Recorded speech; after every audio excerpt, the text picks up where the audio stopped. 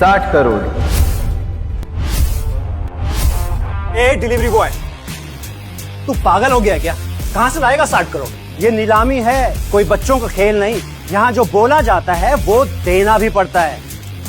अगले ही पल अभिनव ने एक चेकबुक निकाली और उस पर 60 करोड़ का अमाउंट डालकर साइन करने लगा।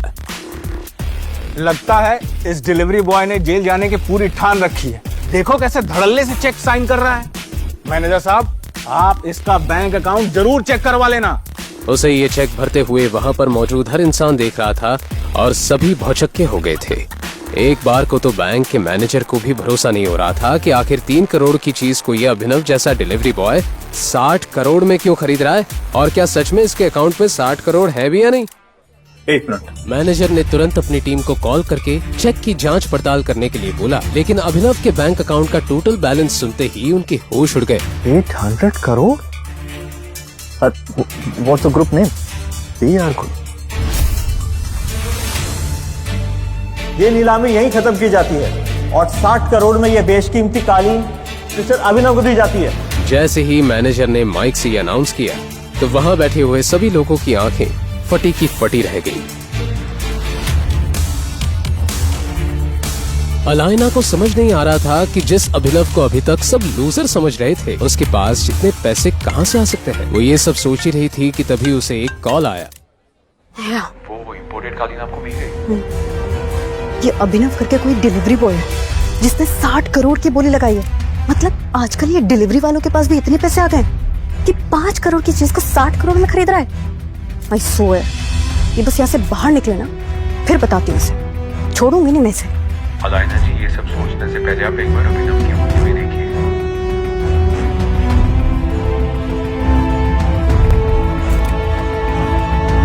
अलाइना घबराकर स्टेज की तरफ बढ़ी और जैसे ही उसकी नजर अभिनव के बाईं हाथ में पहनी हुई अंगूठी पर गई तो वो पूरी तरह से चौंक गई। उसकी आंखें फटी की फटी रह गई और उसने चौंकते हुए कहा,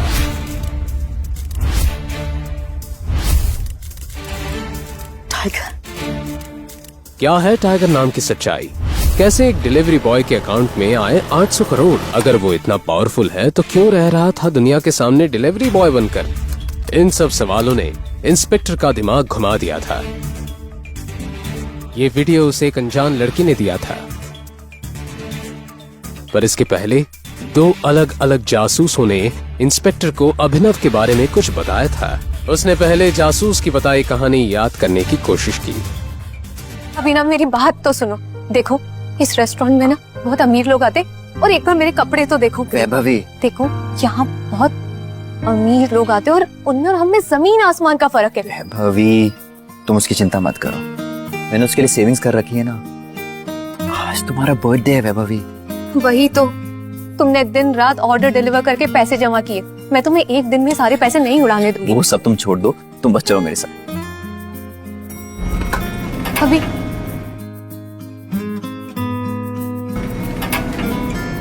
रुको, मैं टेबल के लिए देखता हूँ। वैभवी अभिनव को रोकने के लिए उसके पीछे पीछे भागी और जल्दी जल्दी में एक अमीर आदमी से टकरा गई और उस अमीर आदमी के महंगे सूट पर वाइन गिर गई। Are you blind? I'm so sorry sir। Manager, तो अंदर किसने आने दिया? I'm so sorry sir। इस सूट की कीमत पता है? 20 लाख रुपए, 20 lakh rupees. I'm so sorry sir। मुझसे बहुत बड़ी गलती हो गई। मैं इसी वक्त यहाँ से चली जाऊँ। तुम्हें क्या लगता है मैं तुम्हें ऐसे ही जाने दूंगा? 20 लाख का सूट है, 20 लाख दो और यहाँ से चली जाओ, वरना क्या?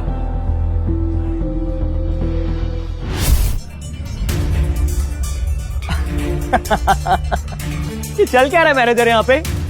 इस रेस्टोरेंट का स्टैंडर्ड ही नहीं रहा कुछ। अभी इसी वक्त मेरी गर्लफ्रेंड से माफी मांगो। एक्सक्यूज मी, मैं इससे माफी मांगू? तुझे मालूम है मैं कौन हूँ? वैभवी उस अमीर आदमी और अभिनव के बीच हो रहे झगड़े को देखकर बहुत घबरा गई। उसे अचानक याद आया कि ये आदमी कोई और नहीं बल्कि सिंघानिया इंडस्ट्रीज के मालिक मिस्टर सिंघानिया का इकलौता बेटा है, जिसे उसने 2 हफ्ते पहले देखा था। अभिनव, हम इस आदमी से माफी मांग के यहाँ से चलते। ये सिंघानिया इंडस्ट्रीज का। रिलैक्स, अभी इसी वक्त मेरी गर्लफ्रेंड से माफी मांगो, वरना आज के दिन के लिए जिंदगी भर पछताओगे तुम। शायद तूने सुना नहीं मैंने क्या बोला। इस शहर का सबसे बड़े हीरे का व्यापारी हूँ। अमीर से अमीर लोग, मंत्री शंत्री मेरी जेब में रहते हैं। एक चुटकी बजाऊंगा ना, तेरा नामो निशान मिट जाएगा। और अगर मैंने एक चुटकी बजा दी ना तो तुम्हारे बिजनेस का नामो निशान मिट जाएगा। आगे लगे। जब तक वो आदमी अभिनव की बात समझ पाता, अभिनव ने अपना फोन निकाला और किसी को एक मैसेज भेजा। अगले ही पल उस अमीर आदमी को एक कॉल आया। स्टे। हाँ पापा। बेटा, हम बर्बाद हो गए, हमारी कंपनी का शेयर गिर गए और हमें करोड़ों रुपए का नुकसान हो गया। एक सेकंड पापा, ये सब कैसे हो सकता है? और हमें कोई बर्बाद करने की कोशिश कर रहा है। क्या तुमने किसी बड़े आदमी को नाराज किया? अगर किया है तो इसी वक्त माफी मांगो। आखिर कौन है अभिनव और क्या है उसकी असलियत? आखिर कैसे ने उस अमीर आदमी का करोड़ों का एम्पायर मिनटों में गिरा दिया? इन सब सवालों का किसी को पता चलता उससे पहले ही अभी वहां से जा चुका था। और ये तो अभी से जुड़ा एक किस्सा था जो पुलिस इंस्पेक्टर को एक जासूस ने बताया था। पुलिस इंस्पेक्टर को कुछ नहीं समझ आ रहा था क्योंकि एक दिन पहले दूसरे जासूस ने भी अभी उर्फ अभिनव के बारे में जो बताया था वो कुछ अलग ही कहानी थी। और उस कहानी में वैभवी गरीब नहीं अमीर लड़की थी जो हमेशा अभी को जलील करती रहती थी। इस कबाड़ी को तो मेरा न डाले और मेरा बॉयफ्रेंड तो भूल ही जाओ। सुना कि नहीं तूने? निकल पतली गली से। वैभवी ने तुझे लात मारकर भगाया है और आज के बाद दोबारा इसके आसपास भटकने की सोचना ही मत। वैभवी मेरी बात सुनो। देखो हम साथ घर लेने वाले थे ना। झोपड़ी को घर नहीं बोलते अभिनव, निकल जाए यहाँ से।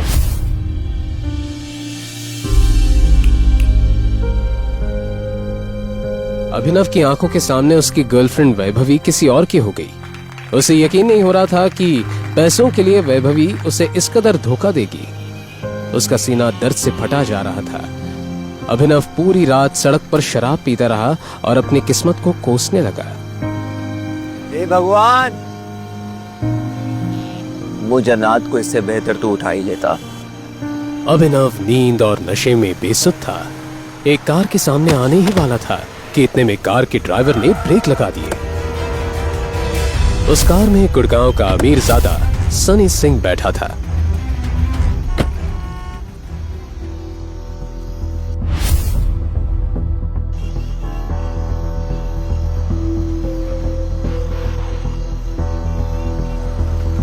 नशे में धुत सनी ने अभिनव को देखकर अपने गार्ड से कहा, परफेक्ट, अब आएगा मजा।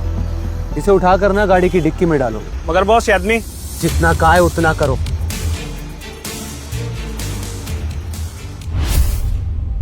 क्या था सनी का प्लान? अगली सुबह जब अभिनव की आंख खुली तो वो एक खूबसूरत लड़की को अपने बगल में देखकर हैरान रह गया था। लेकिन उससे पहले कि वो कुछ समझ पाता, बंदूक ताने खड़े दो आदमियों को देखकर वो चौंक गया। कौन लोग हो तुम? और मैं यहाँ कैसे? सनी की बहन अनन्या को अपनी आंखों पर यकीन नहीं हुआ। उसने किसी और के साथ रात गुजारी है। अनन्या, ये शराबी है। कौन है तुम्हारी पसंद? दादाजी, मैंने कुछ नहीं किया, मेरा यकीन कीजिए। मैं इसे जानती तक नहीं, मुझे नहीं पता ये यहाँ कैसे आ गया। अनन्या, तुम इस घर के नियम तो बखूबी जानती हो ना। आज से ये लड़का हमारा दामाद हुआ। दादाजी, बस अंकल, अगर तुमने कोई नियम तोड़ा, तुम्हारे नाम होने वाली कंपनी सनी के नाम हो जाएगी। बस इन्हें कोर्ट लाने की तैयारी करो।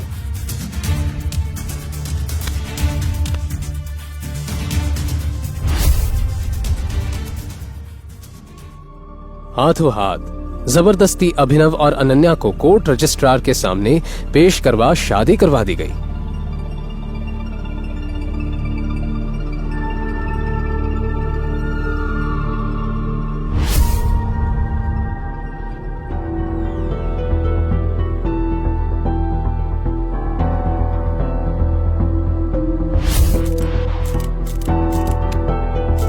शादी होते ही दादाजी ने अभिनव को अकरम की पार्टी में भेजा, जहां न चाहते हुए भी अभिनव का सामना उसके एक्स गर्लफ्रेंड वैभवी से हुआ। अरे तुम यो बुके डिलीवर करने आए होंगे ना?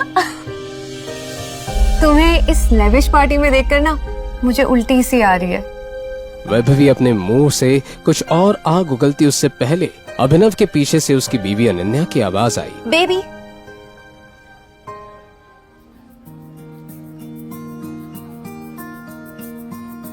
अनन्या ने जैसे ही अभिनव को प्यार से बेबी कहा, मानो अभिनव के दिल के तार फिर से बजने लगे।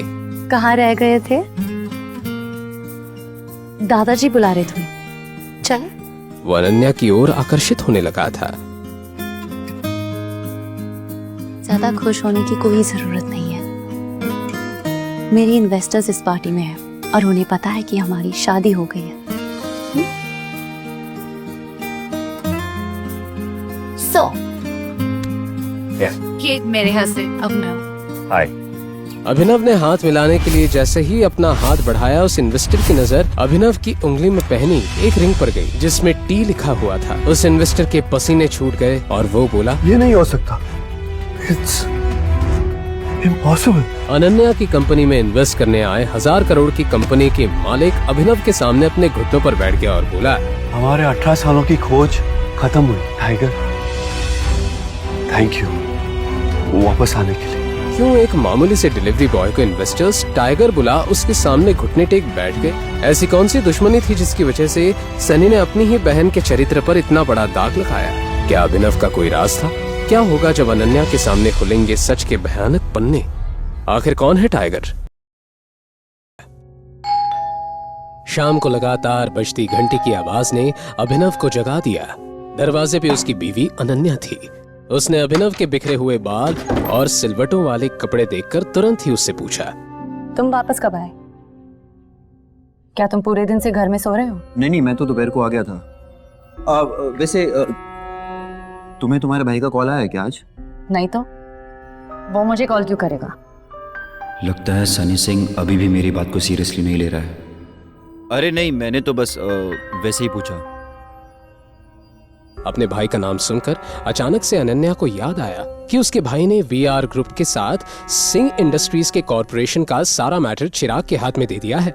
यही सोचकर अनन्या को अंदर ही अंदर बहुत गुस्सा आ रहा था, लेकिन उसे इस बारे में अब और नहीं सोचना था। फिर अचानक अनन्या को याद आया कि कल की रात अभिनव घर नहीं लौटा था। उसे अभिनव पर शक हुआ और उसने पूछा, कल रात तुम कहाँ थे? वो मैं कल अपने पुराने दोस्त के घर पे गया था। बात करते करते लेट हो गया तो वहीं सो गया था। पुराना दोस्त मिस्टर अकरम? होटल से फायर किया हो ना? अनन्या अभिनव को घूरने लगी। उसे यकीन नहीं हो रहा था कि अपने फटीचर पति की दोस्ती शहर के सबसे बड़े बिजनेसमैन और माफिया किंग अकरम से भी है। हाँ, तुमने सही पहचाना।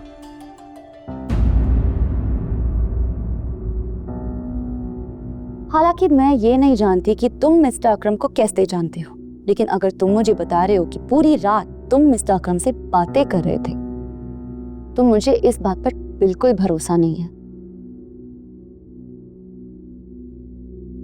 ये बोलने के बाद अनन्या ने टीवी का रिमोट उठाया और टीवी ऑन करते हुए बोली, वैसे मिस्टर अकरम किस टाइप के इंसान है? मतलब?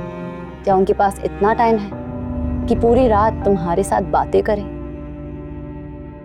तुम्हें क्या लगता है तुम मुझे कुछ भी कहोगी और मैं मान लूंगी?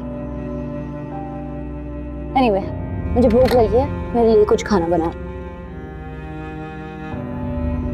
अभिनव अनन्या के लिए उसका फेवरेट पास्ता बनाने की तैयारी करने लगा, लेकिन तभी दरवाजे पर दस्तक हुई और हरदेव सिंह भी घर लौट आए।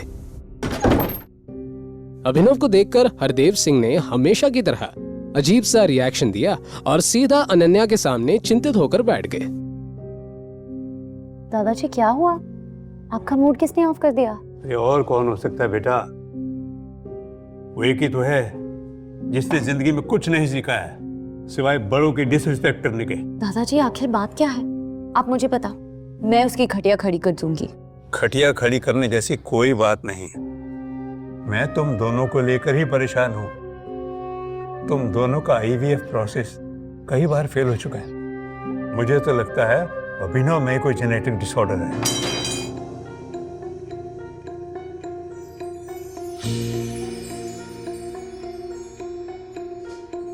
एक तो अनाथ है, परिवार का आता पता नहीं, जरूर इसके जीन्स में कोई फॉल्ट होगा।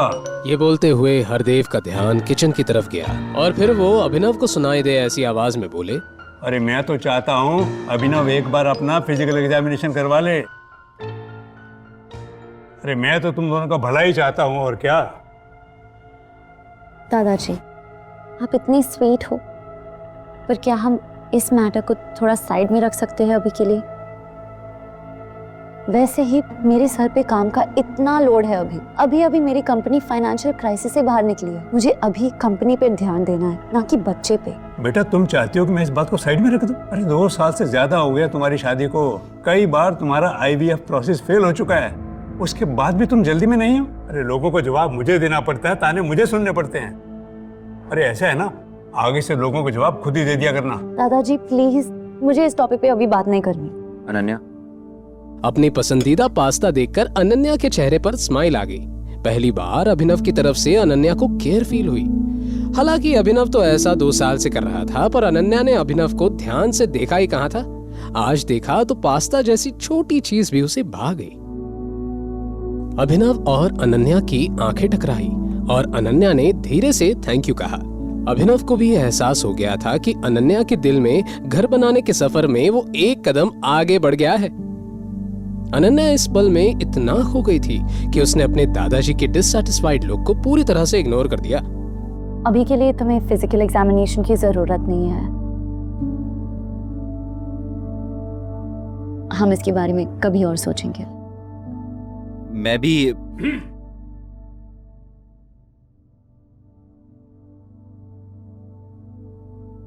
ठीक है, जैसे तुम बोलो। अभिनव अपनी खुशी पूरी तरह जाहिर नहीं कर पाया। ये बहुत बड़ा दिन था। अनन्या ने अभिनव के लिए अपने दादाजी के सामने स्टैंड लिया, वो भी इतनी बड़ी बात पर। उसे मामला बनता दिख रहा था।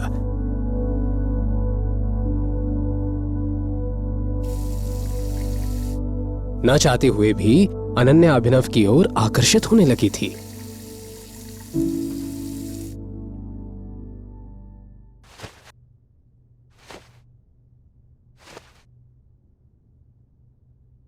अनन्या, अगर कल तुम्हें तुम्हारे भाई का कॉल आए, वो BR ग्रुप के साथ सिंह इंडस्ट्रीज की कॉर्पोरेशन की बात करे, तो तुम एकदम से हाँ मत कहना। मतलब थोड़ा सा टाइम लेना, उससे भी तो तुम्हारी इंपॉर्टेंस पता चलनी चाहिए ना। तुम पागल हो गए हो?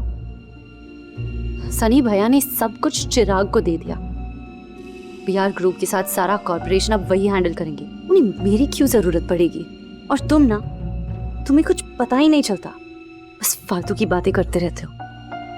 अनन्या, बस तुम याद रखना, अगर कॉल आए तो एकदम से हाँ मत कहना।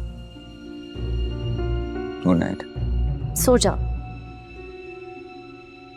अपनी बात कहने के बाद अभिनव सो गया। जैसे तैसे अनन्या ने अपने आप को संभाला और लाइट बंद करने के बाद वो भी सो गई। अगले दिन जब अनन्या अपने काम से घर से निकल गई तो उसके पीछे पीछे अभिनव भी होटल सफायर की तरफ निकल पड़ा। अभिनव ने अपनी असली पहचान सबसे छुपा कर रखी थी। सिंह परिवार के लिए वो सिर्फ एक मामूली डिलीवरी बॉय और नाकारा घर जमाई था, पर असल में वो अंडरवर्ल्ड की सबसे शक्तिशाली कंपनी द माफिया किंग का नया बॉस बन चुका था। अंडरवर्ल्ड की दुनिया में लोग उसे टाइगर के नाम से जानते थे। संजय के हत्याकांड के बाद अकरम ने अभिनव को 18 साल तक एक अनाथ आश्रम में रखा। वहां उसकी हर दिन सख्त फिजिकल ट्रेनिंग की गई और उसे हर मुश्किल का सामना करने के लिए तैयार किया गया।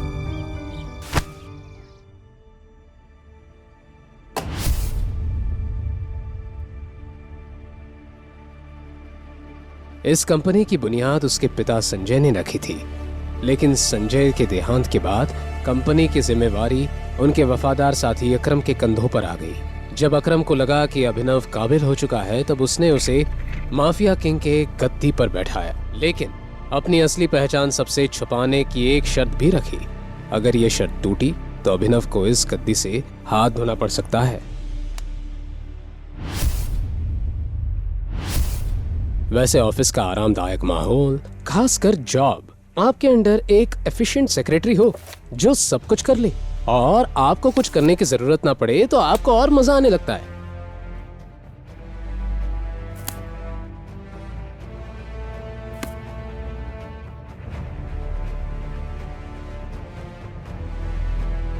अभी अभिनव ये सोच ही रहा था कि तभी उसके केबिन के दरवाजे पर दस्तक हुई और उसकी सेक्रेटरी नंदिता अंदर आई। आज वो और अच्छी लग रही थी। लेकिन इस बार नंदिता ने अभिनव को उसे ज्यादा समय तक देखने का मौका नहीं दिया और तुरंत ही बोली, टाइगर, सिंह फैमिली ने बीआर ग्रुप पार्टनरशिप की बात करने के लिए किसी को भेजा है। उनका नाम चिराग है। उसको जाने के लिए कह दो। ओके? ये सनी अपने आप को समझता क्या है? जब मैंने बोल दिया कोलैबोरेशन सिर्फ अनन्या हैंडल करेगी, तो ये नए नए लोगों को क्यों भेज रहा है? शायद इसे मेरे तरीके से समझाना पड़ेगा। चिराग भी बीआर ग्रुप के आलीशान ऑफिस के फर्स्ट फ्लोर पर इंतजार कर रहा था, लेकिन जब नंदिता ने उसे वहां से जाने के लिए कह दिया तो ये चिराग के लिए बहुत ही ज्यादा इंसल्टिंग था। फेलियर की न्यूज के साथ जब चिराग लौटा और जो भी हुआ उसे जब सनी के सामने बयां किया तो उसका चेहरा गुस्से से झन्ना उठा। सनी पूरी तरह से हेल्पलेस था और अब उसके पास अनन्या को कॉल करने के अलावा और कोई ऑप्शन नहीं बचा था। दूसरी ओर अनन्या अपने दादाजी के साथ शॉपिंग कर रही थी। तभी उसका फोन बजा तो उसने देखा कि सनी की तरफ से कॉल आ रहा था। अनन्या ने कॉल उठाते ही लाउड स्पीकर पर लगाया। हाँ जी भैया। अनन्या, तुम्हारे भाई को तुमसे एक हेल्प चाहिए थी। क्या तुम हेल्प करोगी? हेल्प? भैया मैं कुछ समझी नहीं। वो बात ऐसी है कि हमारे और बीआर ग्रुप के बीच में जो कोऑपरेशन हुआ था, उसको लेकर मैंने तय किया है कि आज के बाद हमारी सारी डील्स तुम हैंडल करोगी। तुम्हें कल ही बीआर ग्रुप के ऑफिस जाना होगा और वहाँ बात करनी होगी। हमें जल्दी से जल्दी न्यू आर्टिस्ट के पैकेजिंग कॉन्ट्रैक्ट साइन करने होंगे। ये सुनकर कल रात को जो कुछ भी अभिनव ने कहा वो अचानक से अनन्या के दिमाग में फ्लैश होने लगा। तो तुम एकदम से हाँ मत कहना। सॉरी भैया, आपने ये मैटर चिराग को संभालने के लिए दिया था ना, तो मुझे लगता है कि हाफ वे डन ही हो गया है, तो उसे ही संभाल दीजिए। वो क्या है ना, अगर 4 लोग एक खीर बनाए तो खिचड़ी बन जाती है। चलिए भैया, मेरे पास और भी बहुत काम है, बाद में बात करती हूँ। ये तुम क्या कर रही हो बेटा? तुम्हें पता भी इसके कॉन्सिक्वेंसेस क्या हो सकते हैं? हरदेव के हिसाब से अनन्या ने हाथ आई एक अच्छी अपॉर्चुनिटी ठुकरा दी थी। सनी ने तो सामने से ही कॉल किया था और रिक्वेस्ट की थी, लेकिन अनन्या ने तो पल्ला ही झाड़ दिया। अनन्या डिजाइनर बुटीक से बाहर आकर एक बेंच पर बैठ गई और उसने तुरंत अभिनव को एक मैसेज किया। दूसरी तरफ अभिनव फोन पर अकरम से बात कर रहा था। उन दोनों का प्लान था कि आज का लंच साथ में करते हैं।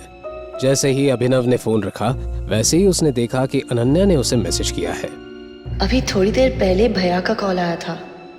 वो मुझे कह रहे थे कि बीआर ग्रुप के साथ अब मुझे ही कॉर्पोरेशन करना है। मैंने उन्हें मना कर दिया। अब मुझे क्या करना चाहिए? जब अभिनव ने ये मैसेज पढ़ा तो उसका दिल खुशी के मारे गार्डन हो गया था। अभिनव को अच्छा लगा कि उसकी बीवी ने उसकी बातें सुनना और मनाना शुरू कर दिया है। अब तुम्हें थोड़ा इंतजार करना चाहिए और परेशान मत हो। आज नहीं तो कल तुम्हारे भैया तुम्हें दोबारा कांटेक्ट करने की जरूर कोशिश करेंगे, लेकिन तुम्हें तब तक अग्री नहीं करना है जब तक वो तुमसे तुम्हारे फायदे की बात ना करें। उनकी कंडीशंस तभी माननी है जब वो तुम्हें कुछ दे।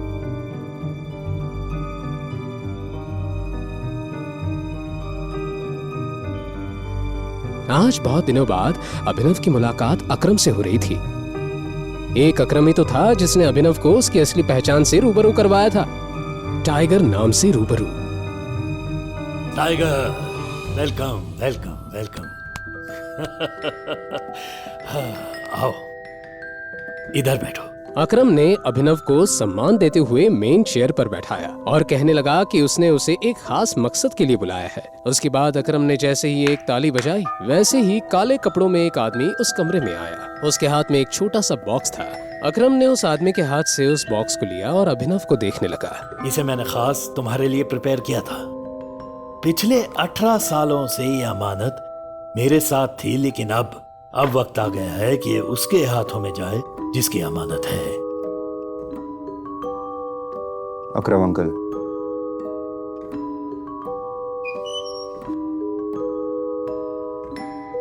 मैं ये अमानत नहीं ले सकता। स्पेशली मैंने तुम्हारे लिए इसे ढूंढा है और वक्त आने पर ये तुम्हारे बहुत काम आएगी।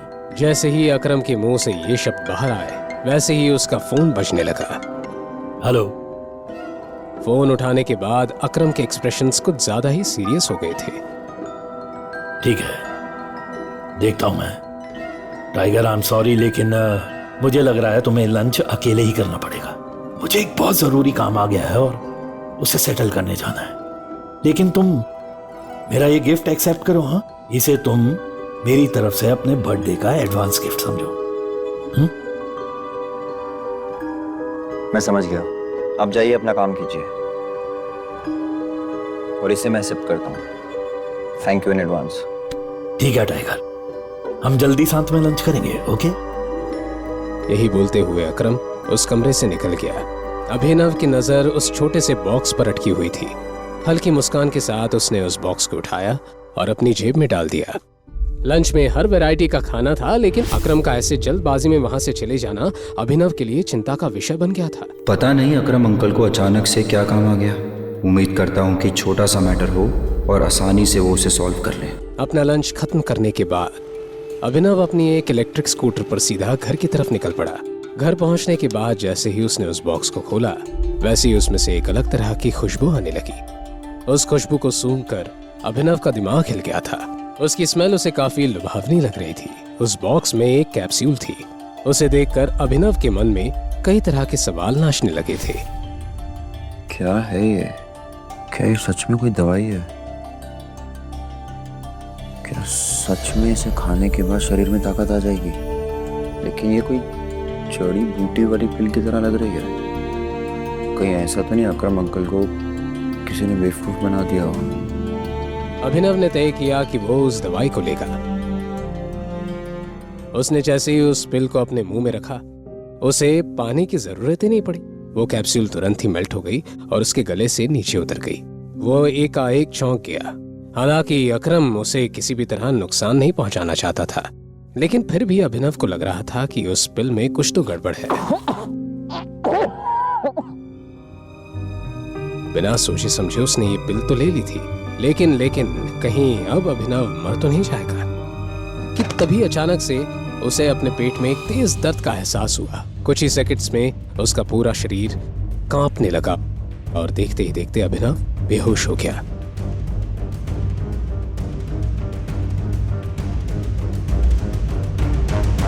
जब उसकी आंख खुली तो लगभग रात हो गई थी। अभिनव ने आंख खोली थी कि तभी अचानक से उसे तेज बदबू आने लगी। इस समय उसके कपड़े पूरी तरह गीले हो गए थे और उनमें से भी बदबू आ रही थी। वो काफी डिस्गस्टिंग लग रहा था। अभिनव के पास सोचने का बिल्कुल टाइम नहीं था। वो शावर लेने के लिए बाथरूम चला गया। अपने शरीर को अच्छे से साफ करने में उसे करीब 1 घंटा लगा। नए कपड़े पहनकर वो बाथरूम से बाहर आए। बेहोश होने के बाद जिस जगह पर वो गिरा, उस जगह पर येलोइश कलर का लिक्विड जम गया था। वहां से और भी ज्यादा बदबू आ रही थी और उसे साफ करने में अभिनव को और आधा घंटा लगा। अकरम अंकल को किसी ने बेवकूफी बनाया है। ताकत वाकत तो छोड़ो, दर्द अलग दे दिया है, ऊपर से ये बदबू। मुझे तो अभी ये भी नहीं पता कि इस दवाई के और कितने साइड इफेक्ट्स होंगे। जैसे ही कमरे की सफाई हुई, वैसे ही अनन्या और हरदेव घर आ गए। अच्छी शॉपिंग होगी ना आज, है ना? और टाइम पर भी हो गए, एकदम टाइम पर। तुमने खाना बना दिया? दरअसल मुझे काम था तो मैं खाना नहीं बना पाया। मैं सोचता था क्यों नहीं आज हम बाहर खाना खाने चल रहे। अच्छा, आज से पहले तो ऐसे बहाने सुनने को मिले नहीं थे। वे सारा दिन घर पर रहते हो, काम धाम करने का कुछ है नहीं। लगता नहीं आजकल साहबजादे कुछ ज्यादा बिजी रहने लगे हैं। अनन्या को भी अभिनव की बात कुछ हजम नहीं हुई, लेकिन अभी कुछ दिनों से अभिनव का बदला रूप देखकर अनन्या अभिनव से चिढ़ नहीं सकती थी। इसलिए अनन्या ने कहा, एक्चुअली दादाजी, मैं भी सोच रही थी कुछ दिनों से क्यों ना हम खाना खाने बाहर चले।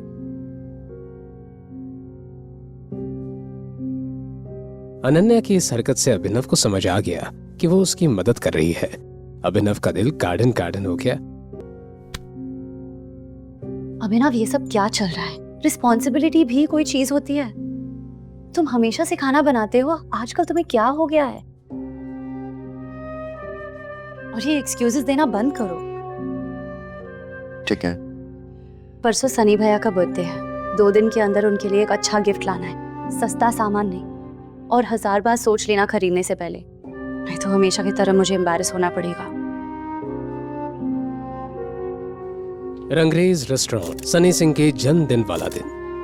अभिनव, अनन्या, हरदेव सभी वेन्यू पर अलग अलग पहुंचने वाले थे क्योंकि सभी को सनी के लिए तोहफे लेने थे।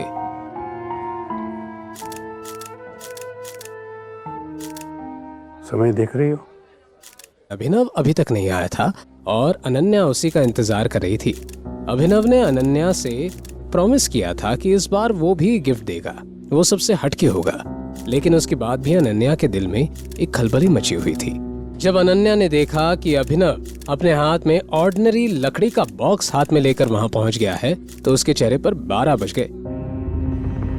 क्या यार अभिनव, कम से कम बॉक्स तो गिफ्ट रैप करवाती। अरे मुझे वैसे भी रैप नहीं कराना था और मेरे पास टाइम भी नहीं था ये रैप कराने का।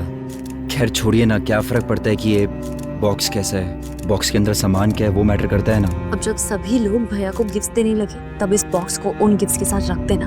इस बार मुझे कोई ड्रामा नहीं चाहिए, थक गई हूँ मैं। ठीक है, जैसे तुम बोलो। सनी सिंह का वफादार दोस्त चिराग ये सब देख रहा था और अभिनव को जलील करने का ये सुनहरा मौका वो अपने हाथ से नहीं जाने देना चाहता था। अब ये फटीचर भी पार्टीज में आएंगे।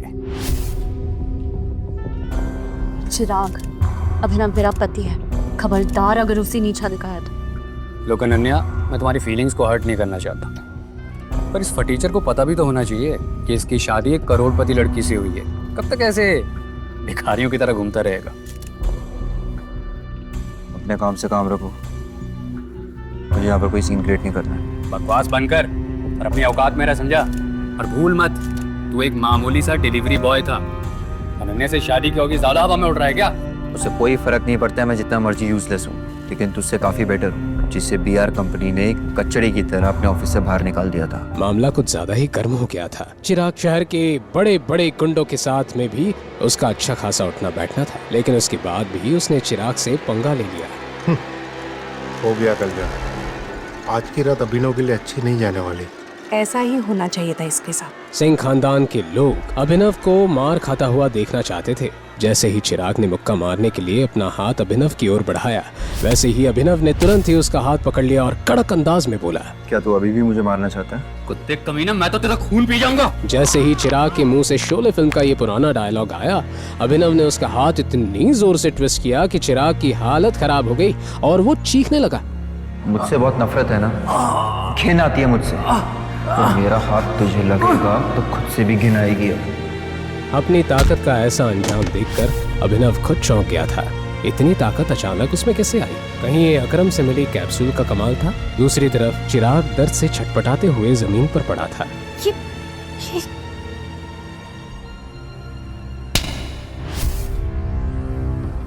तुम अपने आप को समझते क्या हो? आज सनी का जन्मदिन है, खुशियां मनाने का दिन। अभिनव भी हरदेव को गुस्से से घूरे जा रहा था। अगर आज मैंने तुझे जान से नहीं मार दिया ना, तो मेरा नाम चिराग ओबरॉय नहीं। ये बोलते हुए चिराग ने अपना फोन बाहर निकाला था और एक नंबर डायल किया।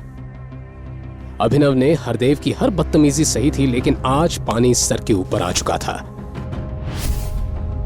2 साल हो गए हैं मेरी और अनन्या की शादी को। आपको मेरा कभी भी कोई कंट्रीब्यूशन दिखाई नहीं दिया। हमेशा से आपने मेरी बेइज्जती की है, नीचा दिखाया है, और इस थप्पड़ को तो मैं हमेशा याद रखूंगा।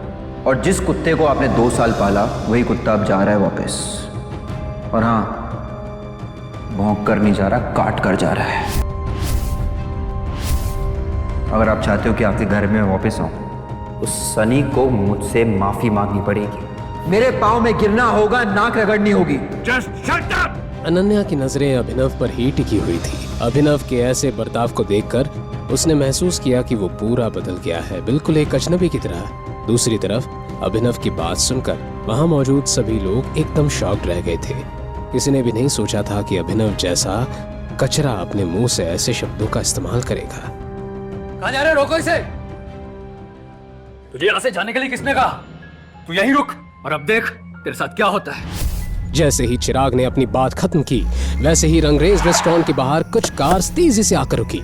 चिराग ने अभिनव की जान की सुपारी शहर के सबसे खतरनाक गुंडे इरफान को दे दी थी।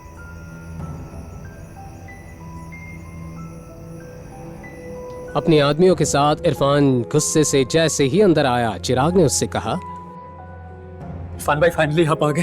बोल चिराग, क्या मसला है? कौन सी गंदगी को साफ करना है? वो कचरा इरफान भाई।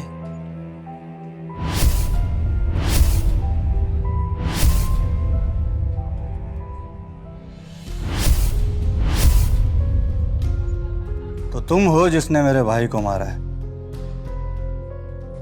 जिस कुत्ते को भौंकने की आदत हो उसे सबक नहीं सिखाना चाहिए क्या? बेटा, तुम अभी जवान हो, तुम्हारे खून में बहुत गर्मी है, समझ सकता हूं, पर क्या तुम्हें यह बात पता है कि मुझसे आज तक इस तरह किसी ने बात नहीं की?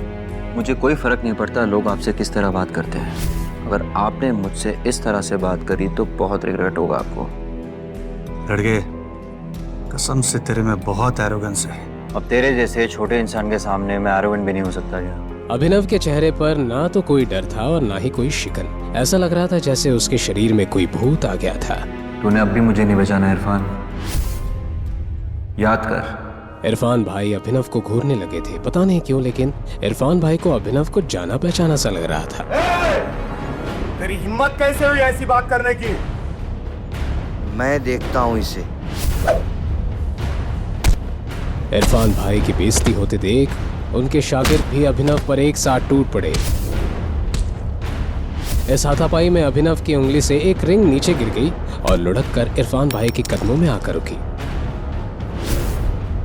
उस रिंग को जब इरफान भाई ने उठाया तब उन्हें लगा जैसे उन्होंने अंगारों पर पांव रख दिया।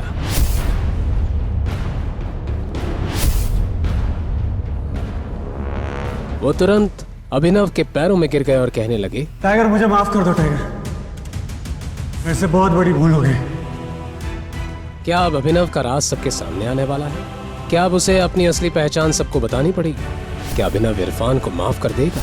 क्या होगा जब चिराग को अभिनव की असलियत पता चलेगी? आखिर बीआर ग्रुप से अभिनव का क्या ताल्लुक है? क्या अकरम ने दी हुई पिल का कोई साइड इफेक्ट होगा? अनन्या द्वारा किए गए सवाल का जवाब अभिनव देता।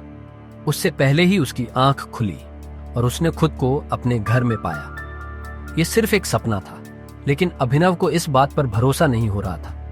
अभिनव अपने घर पर इसलिए सो रहा था क्योंकि अनन्या को बिल्कुल पसंद नहीं था कि वह सुबह उठकर अभिनव का चेहरा देखे। अभिनव के पापा संजय की मौत जो एक साजिश थी, उसके बाद से वह काफी अकेला हो गया था। अपने पापा की मौत के पीछे जो आदमी था उसका चेहरा उसे अच्छी तरह याद था। आज उठकर अभिनव को अकरम से मिलने जाना था। अभिनव जल्दी से तैयार होकर जब अकरम के पास पहुंचा तो अकरम उसे देखकर काफी खुश हो गया और कहा, आखिरकार हमने तुम्हें ढूंढ ही लिया टाइगर। टाइगर? हाँ, मैं पिछले 18 सालों से तुम्हें ढूंढ रहा हूं। तुम हमारे टाइगर हो, हमारे इस हजारों करोड़ के बिजनेस एम्पायर के वारिस जिसे हम तीनों दोस्तों ने मिलकर शुरू किया था। मैं, तुम्हारे पापा संजय और राणा अग्निहोत्री। इतना कहते ही अकरम ने दीवार पर टंगी एक तस्वीर की तरफ इशारा कर दिया जिसमें संजय, अकरम और राणा तीनों मौजूद। राणा को देख अभिनव को झटका लगा। उसकी आंखों के सामने वो दिन फिर से हरा हो गया जो वो हर सुबह देखकर उठता था। उस रात अभिनव के पिता को जिस आदमी ने गोली चलाई थी वो राणा था। दोस्त होने के बावजूद राणा ने अभिनव के पिता के साथ गद्दारी की थी। अभिनव की आंखें चिंगारी सी लाल हो गई। ये देख अकरम ने पूछा, क्या हुआ? तुम इतने गुस्से में क्यों हो? नहीं, मैं ठीक हूं। आपको मुझसे कुछ बात करनी थी ना? हाँ, मैं तुम्हें हमारी कंपनी द माफिया किंग के बारे में कुछ बताने वाला था। हम तीनों ने मिलकर द माफिया किंग को खड़ा किया था, जिसके नाम से पॉलिटिशियन, सेलिब्रिटी और इस देश का बड़े से बड़ा आदमी कांपता था। पर तुम्हारे पापा के जाने के बाद सब बिखर गया। इस बीच हमारे कुछ दुश्मन भी पैदा हो गए। उनमें से एक दुश्मन है दिग्पाल छिंगावत। वो सालों से तुम्हें ढूंढ रहा है। वो तुम्हें मारकर हमारा नामो निशान मिटा देना चाहता है। फिलहाल द माफिया किंग का सारा काम राणा का बेटा मोंटी संभाल रहा है, लेकिन अब से कंपनी के कुछ फैसले तुम्हारे हाथों में होंगे। अपने पिता के काम को अब तुम्हें ही आगे बढ़ाना है टाइगर। ये सुनते ही अभिनव हैरान हो गया। कल तक उसकी जेब में 100 रुपये भी नहीं थे और आज अचानक वो हजारों करोड़ की कंपनी का मालिक हो गया था। इसके बाद अभिनव अपनी नौकरी पर गया और वहां उसके बॉस ने उसे खूब सुनाया, क्योंकि कल अभिनव काम पर नहीं आ पाया था, जिसके कारण उसके बॉस को बहुत नुकसान हुआ। बात यहां तक पहुंच चुकी थी कि उसके बॉस ने उसे नौकरी से निकाल दिया। इसके बाद अभिनव ने अपने बॉस से कहा, ठीक है, मैं जा रहा हूं, इस महीने जो मैंने काम किया उसकी सैलरी दे दीजिए। कल जो तेरी वजह से हमारा नुकसान हुआ, अगर मैं उसकी भरपाई तेरी सैलरी से भी करूं तो भी नहीं होगी। शुक्रमना मैं वो नहीं मांग रहा हूं, अब निकल यहां से। ये आप क्या बोल रहे हो? मैंने पूरे महीने काम किया है, एक दिन नहीं आया तो आपका 25,000 का नुकसान हो गया।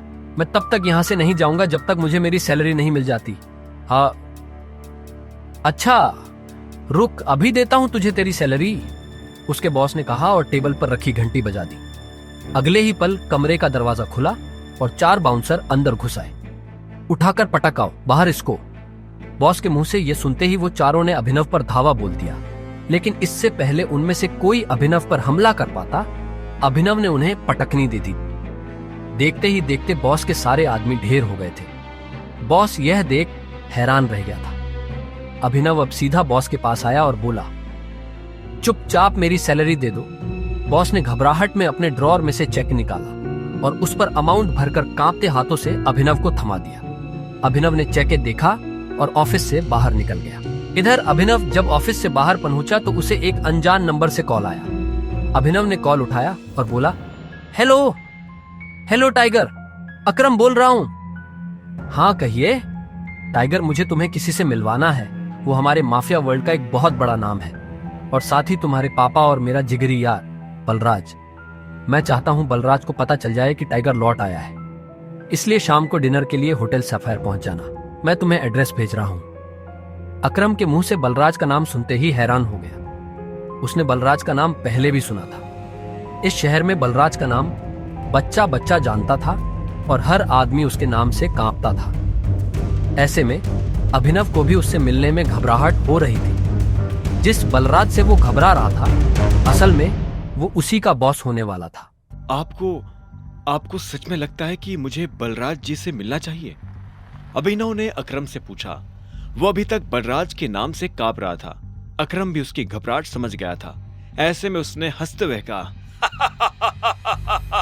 बलराज जी नहीं, सिर्फ बलराज। तुम टाइगर हो यार, और जंगल के सारे जानवर टाइगर के नाम के आगे जी लगाते हैं, लेकिन टाइगर किसी के नाम के आगे जी नहीं लगाता। चलो मिलते हैं शाम को। इतना कहकर अकरम ने फोन रखा और अगले ही पल अभिनव को एड्रेस भेज दिया। शाम को अभिनव होटल सफायर जाने के लिए तैयार होने लगा था। उसने ग्रे कलर की शर्ट और ब्लैक कलर की पैंट्स पहनी थी। अभिनव के पास पहनने के लिए इससे अच्छा और कुछ नहीं था। उसने अपने घर से एक कैब ली और सीधा होटल सफायर पहुंच गया। जैसे उसने होटल को बाहर से देखा तो वो देखता ही रह गया। उसने आज तक इतने बड़े होटल को इतने पास से नहीं देखा था। अकरम ने अभिनव को अपने साथ अंदर आने का इशारा किया। अभिनव अकरम के पीछे चला जा रहा था। उसे महसूस हो रहा था कि बलराज भी अपने भारी भरकम पैरों के साथ अभिनव के पीछे आ रहा था। कुछ देर के बाद वो होटल के एक आलीशान से कमरे के बाहर आ चुके थे। इससे पहले कि वो अंदर जाते, एक चीफ सिक्योरिटी ऑफिसर उनके पास आया और बोला, welcome boss, can I get you something? हाँ, हमारे पास कौन कौन सी लिकर अवेलेबल है उसकी लिस्ट जरा भिजवा दो। Sir if you don't mind, मुझे सारी अवेलेबल लिकर्स के नाम याद है। हमारे पास टकीला है जो 5 लाख की है, वोडका 8 लाख, विस्की 10 लाख और जिन 11 लाख। उस चीफ सिक्योरिटी ऑफिसर ने मुस्कुराते हुए कहा। सारी लिकर्स की कीमतें सुनकर अभिनव के होश उड़ गए। इतने में अकरम ने कहा, आज हमारे यहाँ बहुत खास मेहमान आए हैं, इसलिए जो सबसे महंगी है वो ले आओ और साथ में बाकी चीजें भी लेते आना। अंडरस्टूड सर, उस चीफ सिक्योरिटी ऑफिसर ने कहा और फिर वहां से निकल गया। इतने में अकरम ने बलराज से कहा, मैंने तुम्हें एक बहुत ही जरूरी खबर देने के लिए यहाँ बुलाया है। हमें संजय का बेटा टाइगर मिल गया है, लेकिन वो अभी अंडरकवर है, इसलिए मैं तुम्हें उससे बाहर नहीं मिलवा सकता था। अकरम के इतना कहते ही 2 चीफ सिक्योरिटी ऑफिसर अंदर आए और उन्होंने वाइन और बाकी चीजें टेबल पर रख दी। Anything else sir? Chief security officer ने पूछा। अकरम ने ना में सिर हिलाया और उन दोनों को जाने का इशारा कर दिया। दोनों चीफ सिक्योरिटी ऑफिसर वहां से निकल चुके थे। इधर बलराज ने बॉटल उठाई और अपना ग्लास भरना शुरू कर दिया। बलराज ने बॉटल वापस रखी, एक नजर अभिनव को देखा और बोला, तो टाइगर यही है। बलराज ने कहा और ग्लास अपने होठों से लगा लिया। वो ग्लास में से पैनी नजरों से अभिनव का चेहरा देख रहा था। हाँ, यही है हमारा टाइगर। मैं चाहता था कि ये हमारी टीम के बड़े और भारी मेंबर्स से मिले। एक बार सबसे मिलने के बाद हमें जिस तरफ बढ़ना है उस तरफ टाइगर ही हमें लीड करेगा। सॉरी अकरम, लेकिन मुझे थोड़ी हंसी आ रही है। माफ करना दोस्त, पर सारी बातें तुम कर रहे हो। हमारा टाइगर गूंगा है क्या? तुम्हें टाइगर के बारे में इस तरह से बात नहीं करनी चाहिए, अकरम ने कहा। यह सुनते ही अभिनव को हंसी आ गई। उसने हंसते हुए एक पल के लिए बलराज को देखा और बोला, मुझे तुम्हारी बोल्डनेस अच्छी लगी। तुम बॉस हो गए, लेकिन भूलो मत कि तुम किसके सामने बैठे हो। मैं टाइगर हूं और मैं गूंगा नहीं हूं। मैं यहां अपनी गद्दी लेने आया हूं। सिर्फ अकरम की शाबाशी से काम नहीं चलेगा प्यारे। मैंने यह एक्सेप्ट नहीं किया कि तुम टाइगर हो। तुमने कहा कि तुम साबित कर सकते हो, तो मैं तुम्हें चैलेंज देता हूं। यह सुनते ही अकरम के कान खड़े हो गए। वो जानता था बलराज क्या करने वाला है। उसने बीच में आते हुए कहा, क्या कर रहे हो बलराज? लेकिन बलराज ने अकरम को हाथ के इशारे से चुप रहने के लिए कहा और फिर अभिनव की तरफ देखते हुए बोला, चलो लड़ाई करते हैं। अगर तुम हारे तो भूल जाना कि तुम टाइगर हो। हमसे कुछ पैसे लेना और गुड़गांव से जितना दूर हो सके उतना दूर सेटल हो जाना। अरे नहीं बलराज, ये सही नहीं है, अकरम ने घबराहट में कहा। बलराज जवाब के इंतजार में अभिनव को देख रहा था। अकरम ने अभिनव को देख ना में सिर हिला दिया। अभिनव ने अकरम से नजर हटाई, बलराज को देखा, अपना ग्लास उठाया, एक सांस में सारी शराब गटकी और जोर से ग्लास टेबल पर पटक कर बोला, कब करनी है लड़ाई? यह सुनते ही बलराज के चेहरे पर मुस्कान आ गई। अकरम के होश उड़ गए थे। क्या? नहीं टाइगर, होल्ड होल्ड, तुम्हें कुछ भी साबित करने की जरूरत नहीं है, अकरम ने अभिनव से कहा। वो अभिनव को किसी तरह की परेशानी में नहीं डालना चाहता था। अकरम, मैं जो कर रहा हूं अपनी मर्जी से कर रहा हूं। बलराज जो आज मेरे मुंह पर बोल रहा है, मैं नहीं चाहता कि कल को कोई भी एरा गेरा मेरे पीठ पीछे बोले, अभिनव ने कहा और बलराज की आंखों में देखने लगा।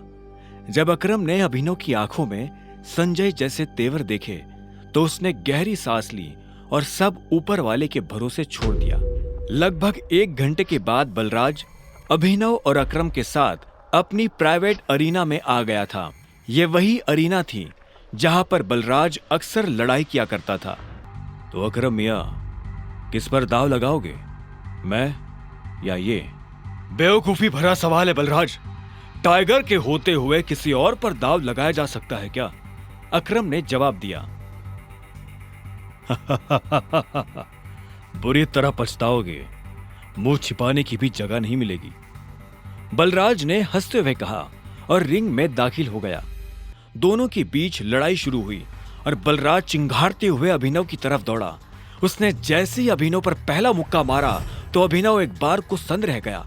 बलराज किसी हाथी जैसा लग रहा था। उसका मुक्का अभिनव की नाक तोड़ता उससे पहले अभिनव को होश आया और उसने अपना सिर नीचे झुका लिया। बलराज का मुक्का खाली गया और वो पलटकर अभिनव को देखने लगा। उसके चेहरे पर हंसी थी। बलराज फिर से भागते हुए अभिनव की तरफ आया। उसने फिर से हवा में मुक्का ताना। अभिनव ने फिर से अपना सिर झुकाया और बलराज की पीठ पर घुमाकर एक लात मार दी। बलराज धक्का खाकर रिंग पर गिर गया। इधर अभिनव दूसरे कोने में खड़ा हो गया था। बलराज को इस बार गुस्सा आया। वो फिर से तेजी से अभिनव की तरफ बढ़ा और अभिनव ने झुककर उसके पैर पर लात मार दी। बलराज अपने आप को संभाल नहीं पाया और फिर से नीचे गिर गया। ये देख अकरम को मजा आ गया। उसने बलराज से कहा, सरेंडर कर दो बलराज, क्यों अपना रिकॉर्ड खराब कर रहे हो? मैं बाहर किसी से नहीं कहूंगा कि तुम टाइगर से हारे थे। बलराज ने गुस्से में फर्श पर अपना हाथ मारा और झटके से खड़ा हो गया। इसके बाद उसने एक के बाद एक अभिनव पर मुक्के बरसाना शुरू कर दिए। अभिनव ने अपने आप को उसके मुक्कों से बचाया और आखिर में जैसे ही बलराज का मुक्का अभिनव के चेहरे पर पड़ने वाला था, अभिनव ने उसे रोका और बलराज के पेट में एक मुक्का मार दिया। बलराज दर्द के मारी नीचे झुका। इतने में अभिनव ने बलराज के पीछे आकर अपने दोनों हाथ उसकी कमर में कसे और उसे हवा में उठा दिया। ये देख अकरम का मुंह खुला का खुला रह गया था। आखिर में अभिनव ने बलराज को एक पल के लिए हवा में थामा और फिर उल्टा पटक दिया। बलराज के मुंह से चीख निकल गई। ये कहां से सीखा? कहीं से नहीं, ये टाइगर को विरासत में मिला है, उसकी गद्दी के साथ, अभिनव ने कहा। इतने में अकरम ने उसके पास आकर अभिनव को गले से लगा लिया और बलराज को चिढ़ाते हुए बोला, tiger tiger tiger tiger. Balraj की कमर में मोच आई थी, पर उसने हंसते हुए अभिनव से कहा, चलो शराब पीते हैं, आज की पार्टी मेरी तरफ से। इस बात पर अकरम ने कहा, ऐसे नहीं, ऐसे पूछो कि टाइगर, क्या आप मेरे साथ शराब पीना पसंद करेंगे? क्या आप मेरे साथ शराब पीना पसंद करेंगे मेरे टाइगर? बलराज ने कहा और अभिनव के सामने नीचे झुक गया। अभिनव ने मुस्कुराते हुए बलराज को उसके कंधे से पकड़कर ऊपर उठाया और बोला, क्यों नहीं। ठीक इसी वक्त अभिनव का फोन बज उठा। उसने देखा अनन्या का फोन था। हाँ अनन्या, मेरे मम्मी पापा वापस आ गए हैं। जो कुछ भी हुआ उसके बारे में उन्हें पता चल चुका है। वो तुमसे मिलना चाहते हैं। तुम अभी के अभी मेरे दादाजी वाले घर आओ। अभिनव ने फोन जेब में डाला। इतने में अकरम उसके पास आया और बोला, क्या हुआ, सब ठीक है? हाँ अकरम, सॉरी बलराज, लेकिन मैं तुम्हारे साथ नहीं आ पाऊंगा। मुझे अभी अपने ससुराल जाना पड़ेगा। मेरे सास ससुर आए हुए हैं। ससुराल? तुमने शादी कब की? बलराज ने चौंकते हुए कहा। लंबी कहानी है, फिर कभी बताऊंगा, अभिनव ने जवाब दिया। बलराज ने आगे कहा, वैसे अकरम, हमें मोंटी को बुलाकर बता देना चाहिए कि नहीं, अभी नहीं, जब तक चीजें साफ नहीं हो जाती तब तक किसी को भी भनक नहीं लगनी चाहिए कि टाइगर लौट आया है। मोंटी जो कर रहा है उसे करने दो, अकरम ने कहा। इतने में अभिनव ने कहा, चलो मैं निकलता हूं। अकरम, तुम्हें याद है ना, मुझे कल से एक नई नौकरी। हाँ, तुम कल ऑफिस आ जाओ, मैं अपने सेक्रेटरी को बोल दूंगा, तुम्हारा काम हो जाएगा। ये सुन अभिनव ने अकरम और बलराज से हाथ मिलाया और वो बाहर आ गया। उसने अपने जाने के लिए एक कैब बुक कर ली थी। जैसे ही वो कैब में बैठने वाला था कि इतने में अकरम भागते हुए उसकी तरफ बढ़ने लगा। अभिनव ने देखा उसके हाथ में कुछ था। इतने में अकरम पास आया और उसने एक छोटा सा बैग अभिनव को थमा दिया। इसमें क्या है? वही शराब जो हमने होटल में पी थी, अपने सास ससुर को पिलाना। उनकी पूछतों ने भी कभी इतनी महंगी शराब नहीं पी होगी। अकरम ने कहा और इस बात पर दोनों हंस पड़े। आखिर में अभिनव ने कहा, इन सब के लिए thanks, thank you so much. और तुम्हें भी वापिस आकर हमारी उम्मीदें जिंदा करने के लिए, अकरम ने कहा। अभिनव मुस्कुराया और वहां से निकल गया। गाड़ी अनन्या के घर के बाहर आकर रुकी। अभिनव नीचे उतरा और गहरी सांसें लेते हुए घर के अंदर पहुंच गया। उसने देखा कि अनन्या के माता पिता यानी शर्मिला और राजीव सोफे पर बैठे हुए थे। वो उन्हें देखते ही पहचान गया था। वो दोनों भी अभिनव को अंदर आते हुए देख रहे थे। अभिनव जितने अच्छे से मुस्कुरा सकता था वो उतने अच्छे से मुस्कुरा रहा था। नमस्ते मम्मी जी। नमस्ते पापा जी, ये मैं आपके लिए लाया था, अभिनव ने हिचकिचाते हुए कहा और बोतल उन दोनों की तरफ बढ़ा दी। शर्मिला ने अभिनव को देखते ही अपना मुंह फेर लिया था, लेकिन राजीव की नजर जैसे ही बोतल पर पड़ी तो उसने तुरंत अभिनव के हाथ से बोतल ले ली। क्या बात है, ये तो काफी महंगी लग रही है। माय गॉड, क्या खुशबू है, देखो, राजीव ने कहा और बोतल शर्मिला की तरफ बढ़ा दी। शर्मिला ने उसे झटके से दूर किया और बोली, क्या तुम भी? मुझे तो लगता है कि ये कहीं से बोतल चोरी करके लाया होगा। तुम्हें लगता है कि इसके जैसा आदमी इतनी महंगी शराब अफोर्ड कर पाएगा? जो कुछ भी हुआ है उसके बारे में हमें सब कुछ पता है। अनन्या को भी नहीं पता ये सब कैसे हुआ, और मुझे भी लगता है कि ये कोई बहुत बड़ी गड़बड़ हुई है। पर जो भी हो, अब तुम्हारा और अनन्या का जो रिश्ता है उसे बदला नहीं जा सकता। अभिनव ने हाँ में सिर हिला दिया। वैसे भी जो कुछ हुआ उसका उसे मलाल नहीं था। अगर वो अनन्या से नहीं मिलता तो वो अकरम से कभी नहीं मिल पाता। साथ ही वो बाहर की दुनिया में अनन्या का नाम भी खराब नहीं होने देना चाहता था। ऐसे में वो भी नहीं चाहता था कि ये शादी टूटे। राजीव ने आगे पूछा, तो तुम काम क्या करते हो? मैं डिलीवरी बॉय का काम करता था, लेकिन मुझे आज नौकरी से निकाल दिया गया है, अभिनव ने कहा। उसके ये शब्द किसी बम की तरह उन दोनों पर गिरे। इससे पहले कि शर्मिला कुछ कहती, राजीव ने कहा, कोई बात नहीं, लेकिन तुम्हें जल्द से जल्द कोई नई नौकरी ढूंढनी होगी। अब तुम जा सकते हो, राजीव ने शांति से कहा। अभिनव उठा और बाहर निकलने लगा। इतने में शर्मिला के गुस्से में और एक उबाल आया और वो अभिनव के पीठ पीछे बोली, देखो कैसा ढीठ है, ओवर कॉन्फिडेंस देख रहे हो इसका? जेब में 10 रुपया नहीं है पर चल ऐसे रहा है जैसी किसी जंगल का टाइगर हो। भाड़ में जाए ऐसा कॉन्फिडेंस। और तुम, नौकरी का मतलब ये नहीं कि कल को तुम पार्किंग लॉट में बैठकर लोगों की गाड़ियों की रसीद काटो। मेरा मतलब है एक नौकरी जैसी नौकरी। अगर कल तक तुम्हें वो नौकरी मिल जाती है तो तुमने जो कहा है मैं उसके बारे में सोच सकती हूँ। शर्मिला से ये सुनते ही अभिनव के चेहरे पर एक बड़ी सी मुस्कान आ गई। शर्मिला को नहीं पता था कि अभिनव कौन है और उसके पीछे किसका हाथ है। उसने मुस्कुराते हुए हाँ में सिर हिलाया और घर के अंदर जाने लगा।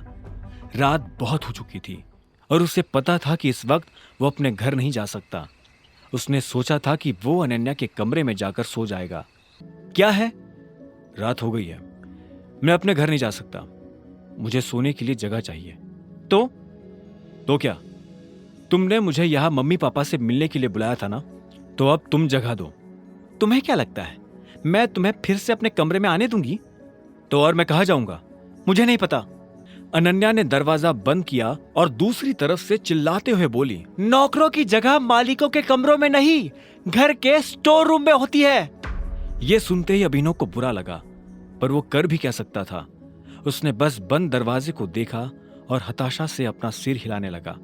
उसे पता था कि उसे बाकी कमरों में भी कोई जगह नहीं मिलने वाली है, इसलिए जहां इस घर के नौकर सोया करते थे अभिनव वहां चला गया। वहां उसे किस्मत से एक बिस्तर खाली मिला और अभिनव उस पर जाकर सो गया। अभिनव को कब नींद लगी और कब सुबह हो गई उसे पता ही नहीं चला। वो जल्द से जल्द तैयार हुआ और AK प्राइवेट लिमिटेड पहुंच गया। जैसे ही वो कैब से बाहर निकला तो सबसे पहले उसकी नजर सनी पर पड़ी। सनी ने भी उसे देखा और चालाकी से मुस्कुराते हुए बोला, आहा, देखो जरा कौन आया है, सिक्योरिटी। वो अभिनव को अंदर नहीं आने देना चाहता था। सनी की एक आवाज पर सिक्योरिटी वाले वहां आकर खड़े हो गए। वो अकरम को फोन मिलाने वाला था, पर इससे पहले कि वो अकरम को फोन मिला पाता, इतने में एक सुंदर सी लड़की काली स्कर्ट और सफेद शर्ट में उसकी तरफ चली आ रही थी। उसने आते ही सिक्योरिटी वालों से कहा, तुम लोग जा सकते हो, ये मेरे साथ है। इतना कहकर उसने अभिनव की तरफ देखा। ये देख सनी के होश उड़ गए। उस दिन पार्टी में और अब यहाँ भी अभिनव ने सनी को गलत साबित कर दिया था। इससे पहले कि वो कुछ कह पाता, अकरम की सेक्रेटरी जेनी ने उसे शांत रहने का इशारा कर दिया था। अभिनव को सनी के चेहरे पर छाया मातम देखकर काफी खुशी हो रही थी। वो मुस्कुराया और जेनी के साथ निकल गया। आपको अकरम ने बताया कि मैं यहाँ क्यों आया हूँ? ये सुनते ही जेनी के कान खड़े हो गए। अभिनव जैसा आदमी जो यहाँ नौकरी के लिए आया था, वो अकरम को अकरम कहकर बुला रहा था। जेनी ने इस सवाल का कोई जवाब नहीं दिया। उसने अपने ऑफिस का दरवाजा खोला और अंदर चली गई। अभिनव भी उसके पीछे पीछे अंदर आया और बोला, तुमने मेरे सवाल का जवाब नहीं दिया। सॉरी, जेनी ने कहा। जेनी ने जिस तरह से सॉरी कहा, अभिनव को समझ आ गया था कि वो उसे पसंद नहीं करती थी। जेनी ने इतने में अपनी टेबल पर रखा एक पेपर उठाया और अभिनव की तरफ बढ़ा दिया। अभिनव ने पेपर लिया और उससे पढ़ने लगा। उस पेपर पर उन नौकरियों के नाम लिखे थे जो अभिनव कर सकता था। उसने लिस्ट पर अपना ध्यान लगाया और देखा कि उसमें कुछ नौकरियों के ऊपर स्टार बना हुआ था। उसने जेनी को देखा और बोला, ये यहाँ स्टार क्यों बना? ये स्टार इसलिए बना है क्योंकि इन पोजीशंस पर हमारे पास ऑलरेडी कोई ना कोई काम कर रहा है और हम इन पर नई भर्ती नहीं ले रहे हैं। तुम चाय लेना पसंद करोगे या कॉफी? मैं मैनेजर बनना पसंद करूंगा। अभिनव ने भी उसके सवाल का जवाब ना देते हुए कहा। ऐसे में जेनी बोली, लेकिन मैनेजर की पोजीशन पर पहले से स्टार बना हुआ है, आप पता है मुझे। तो जिस पोजीशन पर पहले से कोई बैठा हुआ है उस पर तुम कैसे बैठ सकते हो? तुम क्या उस एम्प्लॉय को कंपनी से बाहर करवाना चाहते हो? मैंने तो ऐसा नहीं कहा। मैं बस इतना जानता हूं कि लिस्ट मुझे तुम्हें नहीं दी थी। हाँ, लेकिन तुम्हारा नाम जेनी। जेनी ने गुस्से में कहा। अभिनव के सवालों से उसे चिढ़ हो रही थी। अभिनव को उसके नाम से कोई मतलब नहीं था। उसने आखिर में कहा, देखो जेनी, इसमें मेरी कोई गलती नहीं है। तुमने मुझे लिस्ट लाकर दी, मैंने उसमें से अपनी पसंद की पोस्ट चुन ली। अब आगे क्या करना है वो तुम देखो। ठीक है मिस्टर अभिनव, तो अब मुझे तुम्हारे बारे में कुछ जानकारियों की जरूरत पड़ने वाली है और तुम्हारा ऑफिस कल से शुरू हो जाएगा, जेनी ने कहा। अभिनव ने हाँ में सिर हिलाया और वहां से निकल गया। सनी को अभी भी समझ नहीं आ रहा था कि आखिर अभिनव वहां क्या लेने आया था। उधर अभिनव को लगा कि अब कल से नौकरी पर जाने के लिए उसे नए कपड़ों की जरूरत पड़ने वाली है। कपड़ों के साथ साथ उसे अपना फोन भी बदलने की जरूरत थी। अकरम का दिया हुआ चेक उसकी जेब में ही रखा हुआ था। अभिनव अपने चेक से पैसे निकालने के लिए बैंक चला आया। तभी उसकी नजर प्रणव से मिली। प्रणव उन लोगों में से था जो अभिनव की गरीबी का मजाक उड़ाया करता था। जैसे उसने अभिनव को बैंक के अंदर आते हुए देखा तो बोला, अरे वाह, देखो तो कौन आया है। प्रणव खुद एक बैंकर था। वो अरबपति तो नहीं था, लेकिन उसके पास अच्छी खासी दौलत थी। वो दिखने में भी स्मार्ट था। वो अभिनव को इसलिए जानता था क्योंकि अभिनव अक्सर इस बैंक में डिलीवरी के काम से आया करता था। हालांकि वो दिखने में अभिनव के आगे कुछ नहीं लगता था, लेकिन उसमें और अभिनव में एक ही फर्क था, गरीबी का। हेलो, मुझे थोड़े पैसे निकालने हैं, अभिनव ने कहा और प्रणव को चेक दिखाने लगा। प्रणव ने बिना चेक देखे कहा, चेक से? तुम्हें पता है ना, चेक से सिर्फ बड़ी रकम ही निकाली जा सकती है। मेरा अमाउंट बड़ा है, यहाँ काउंटर पर नहीं निकल पाएगा, इसलिए मैं मैनेजर से मिलना चाहता हूँ। ये सुनते ही प्रणव जोर जोर से हंसने लगा और बोला, तुम्हें उसकी जरूरत नहीं पड़ेगी, मुझे अपना चेक दिखाओ। अभिनव ने गुस्से में प्रणव को अपना चेक दिखा दिया। प्रणव ने बिना देखे अभिनव और बाकी लोगों की आंखों के सामने चेक फाड़ दिया। अभिनव प्रणव पर चिल्ला उठा, तुम्हारा दिमाग खराब है क्या? सिक्योरिटी को बुलाओ और इस आदमी को अभी के अभी बाहर निकलवाओ यहाँ से। फर्जी चेक लाकर बैंक वालों को बेवकूफ बनाता है। अभी पुलिस बुलाकर तुझे अंदर करवाता हूँ। इधर अभिनव ने अपने फाड़े गए चेक के टुकड़ों को मुट्ठी में भरा और गुस्से में अपनी मुट्ठी भींच ली। इतने में सिक्योरिटी वाले आए और उन्होंने अभिनव को चारों तरफ से घेर लिया।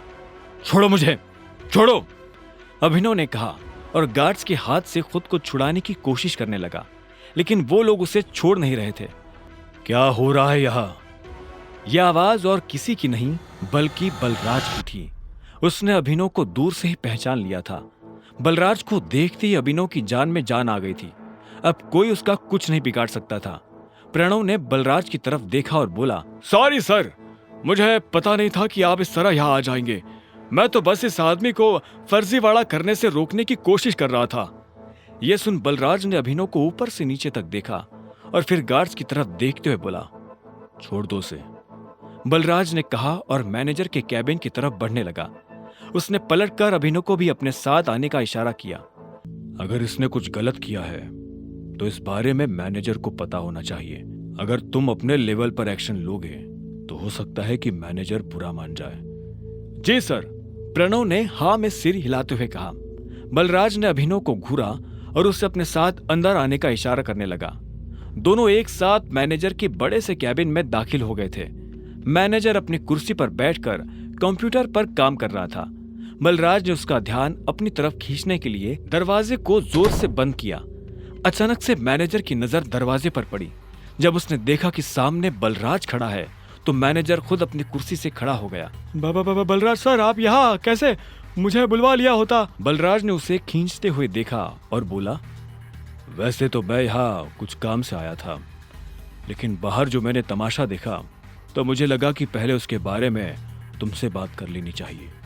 तुम्हें पता है ये साहब कौन है? मैनेजर ने अभिनव की तरफ देखा। उसकी नजर उसके चेहरे से फिसलते हुए उसके हाथों और आखिर में उसकी अंगूठी पर चली गई। जैसे उसने अंगूठी पर बने उस निशान को देखा तो मैनेजर का मुंह खुला का खुला रह गया। उसके मुंह से निकला, बाप रे बाप, ये टाइगर है? ये कौन है? अभिनव ने बलराज से पूछा। ये उस टीम का आखिरी हिस्सा है जिस टीम के तुम कैप्टन हो टाइगर। इससे पहले कि अभिनव कुछ कह पाता, मैनेजर उसके पैरों में आकर गिरा और बोला, टाइगर, आपको यहाँ कितनी देर हुई और मैं आपके लिए क्या कर सकता हूँ? फिलहाल तो आप मेरे पैरों में से उठ जाइए। आपको और इनको छोड़कर किसी को नहीं पता कि मैं टाइगर हूँ, अभिनव ने कहा। यह सुनते ही मैनेजर अपनी जगह पर खड़ा हो गया और बोला, आपको देखकर बहुत अच्छा लगा। अब आप आ गए हैं तो हमें जरूर इस मुसीबत से बाहर निकाल ही लेंगे। वो सब तो ये कर ही लेंगे, लेकिन उससे पहले आपको अपने नौकरों को सबक सिखाना पड़ेगा, क्योंकि अगर मैं सबक सिखाने पर आ गया तो आपको पता ही है क्या होगा। बलराज ने कहा और अभिनव के साथ जो हुआ उसने मैनेजर को सब बता दिया। यह सुनते ही मैनेजर का खून खौल उठा। उधर जब अभिनव और बलराज मैनेजर के कैबिन में खड़े थे, तब इधर एक हट्टा कट्टा सा आदमी स्विमिंग पूल में काला चश्मा लगाकर खड़ा था। उसकी आंखों पर चश्मा, गले में सोने की मोटी चैन और बगल में विस्की का ग्लास था। वो आदमी लड़की के गालों को सहला रहा था। तभी उसे किसी के पैरों की आवाज सुनाई दी। उसने देखा उसका सेक्रेटरी भागते हुए उसके पास आ रहा था। सेक्रेटरी उस आदमी के पास आया और बोला, सर, अभी खबर मिली है कि टाइगर लौट आया है। यह सुनते उस आदमी का हाथ रुक गया। उसने लड़की के गाल पर से हाथ हटाया और हाँ में सिर हिलाते हुए सिगार पीने लगा। आप कहते हैं तो?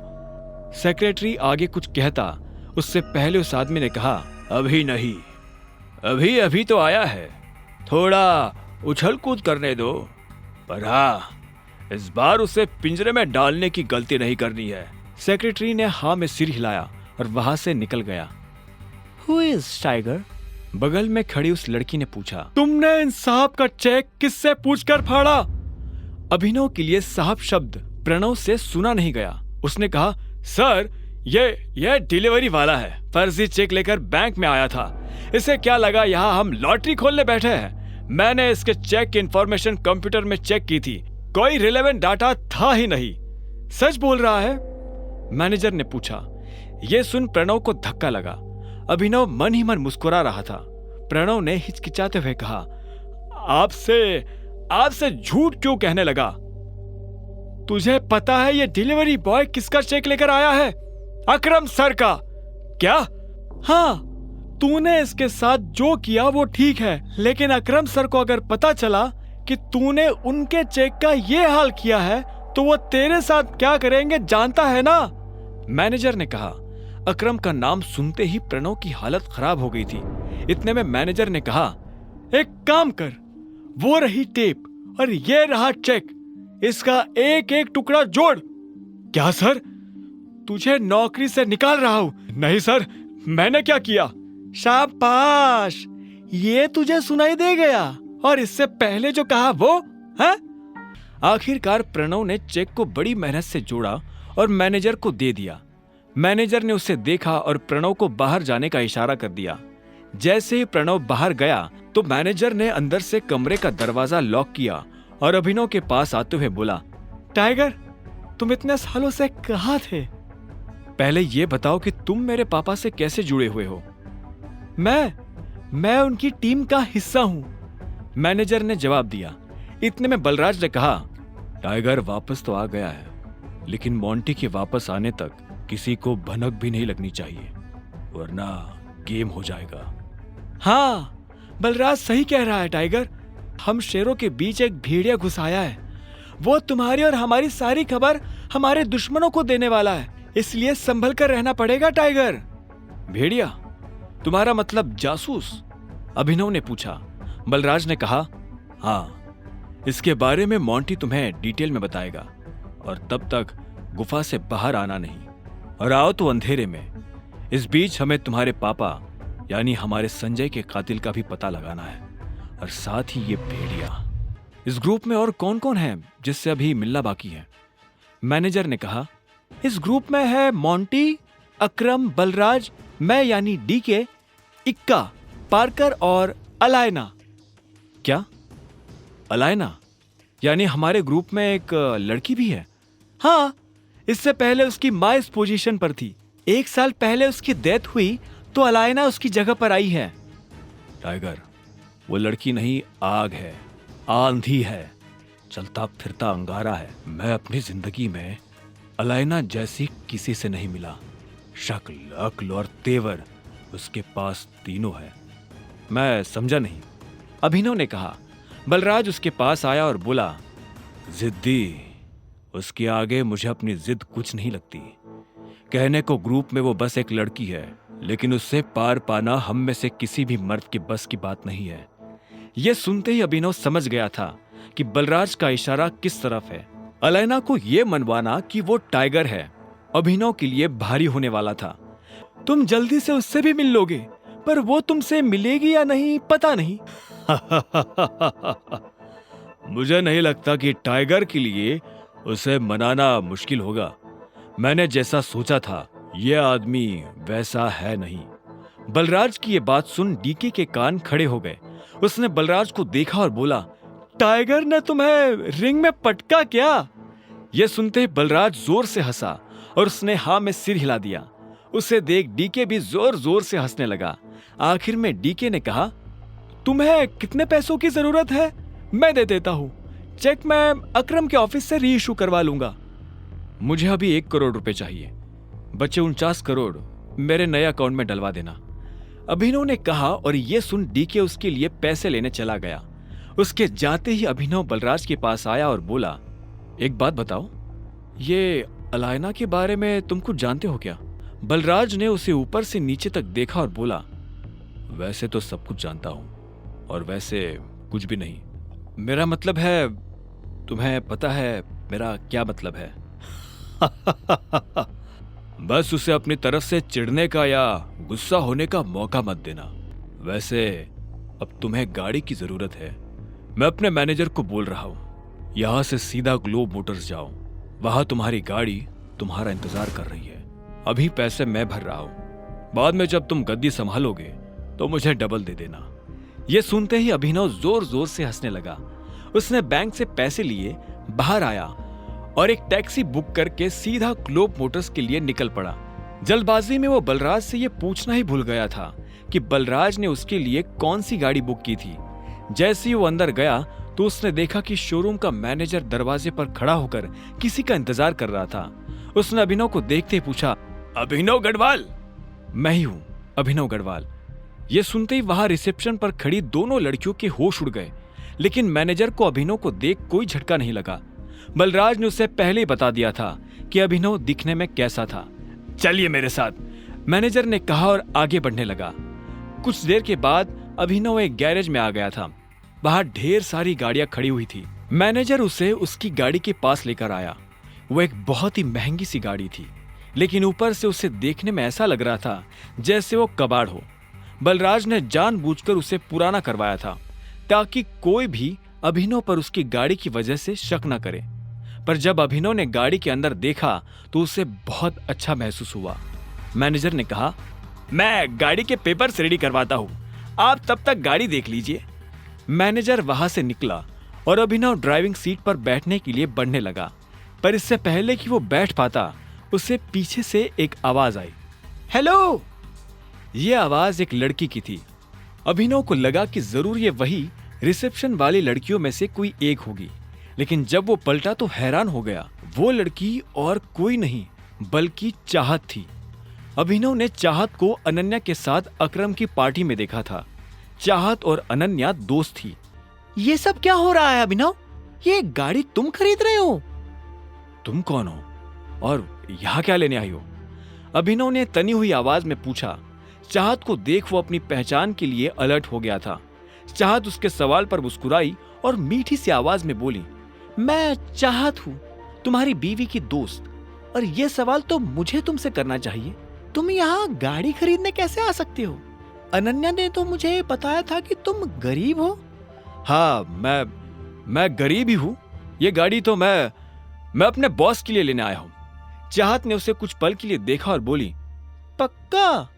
झूठ तो नहीं बोल रहे हो? मैं तुमसे झूठ क्यों बोलूंगा?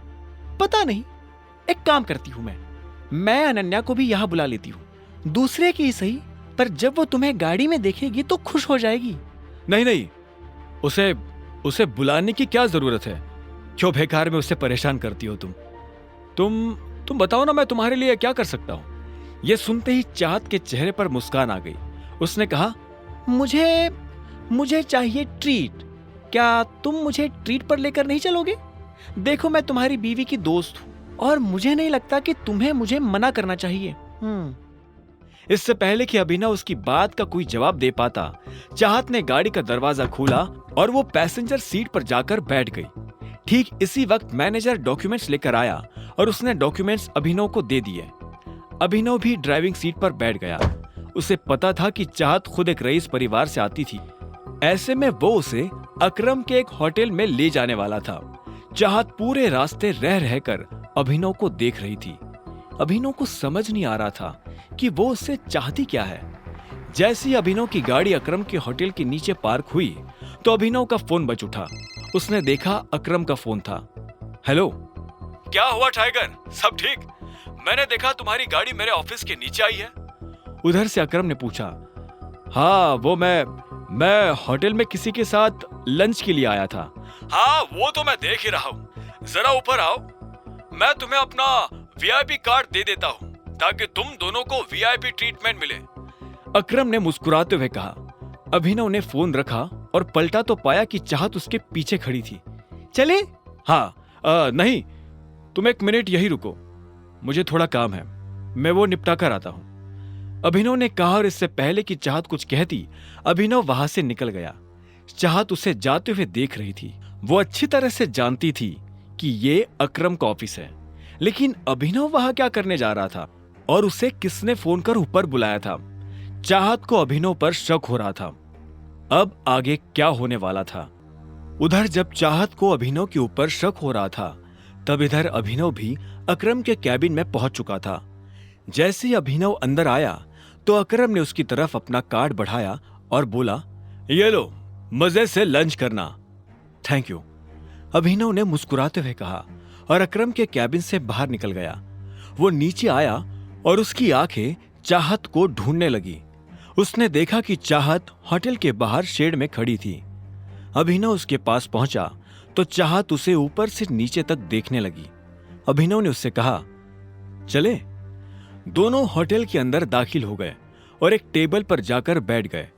अभिनव जानबूझकर चाहत से नजर नहीं मिला रहा था, वहीं चाहत उसे लगातार देखती जा रही थी। क्या हुआ, सब ठीक है? हाँ। अच्छा, वैसे तुम इस ऑफिस में काम करते हो क्या? मुझे लगता है कि हमें कुछ ऑर्डर कर देना चाहिए, मुझे तो बहुत भूख लग रही है। अभिनव ने चाहत के सवाल को टालते हुए कहा। चाहत ने उसे देखा और एक पल के बाद बोली, तुम मुझसे कुछ छुपाने की कोशिश कर रहे हो क्या? क्या? मैं तुमसे क्यों कुछ छुपाने लगा? चाहत इस बात का जवाब देने वाली थी। बात उसकी जुबान पर आ ही गई थी कि इतने में वेटर उन दोनों की बातों के बीच खलल डालने के लिए आ गया। अभिनव और चाहत ने वेटर को ऑर्डर दिया और वेटर वहां से निकल गया, लेकिन चाहत अपना सवाल भूली नहीं थी। उसने बात को घुमाते हुए पूछा, तो तुम क्या करते हो? मैं AK प्राइवेट लिमिटेड में एक छोटी सी नौकरी करता हूं। अच्छा, ये तो अकरम जी की कंपनी है ना? अभिनव ने जवाब में हाँ में सिर हिला दिया। इससे पहले कि चाहत आगे कोई सवाल करती, इतने में एक लड़का चाहत के बगल में आकर खड़ा हुआ और बोला, हेलो गॉर्जियस। चाहत ने पलटकर देखा तो पाया कि एक सुंदर सा लड़का फॉर्मल्स पहनकर उसके पास खड़ा था। जैसे उसकी नजर चाहत से मिली तो उसने कहा, यू आर सो ब्यूटीफुल। मैं आना तो नहीं चाहता था, लेकिन मेरा मन नहीं माना। क्या मैं तुम्हें एक बढ़िया सी ट्रीट ऑफर कर सकता हूँ? उस लड़के ने कहा। उसकी आंखों में एक शरारत भरी मुस्कान नजर आ रही थी। चाहत उसकी नीयत समझ चुकी थी और अभिनव को भी ये समझ आ गया था कि वो किस नीयत के साथ यहाँ खड़ा था। ऐसे में उसने भी लड़के को टालने के लिए गंभीरता से कहा, तुम्हें नजर नहीं आ रहा? वो पहले ही मेरे साथ डेट पर है। उस आदमी ने अभिनव की तरफ देखा और बोला, ओह अच्छा, मुझे तो लगा कि तुम इसके छोटे भाई हो। पर चलो, अब जब तुमने बता ही दिया है कि तुम इसके साथ डेट पर आए हो, तो मैं तुम्हें बहुत प्यार से कह रहा हूं, निकल लो। यह सुनकर अभिनव को बुरा लगा, लेकिन उसने कुछ नहीं कहा।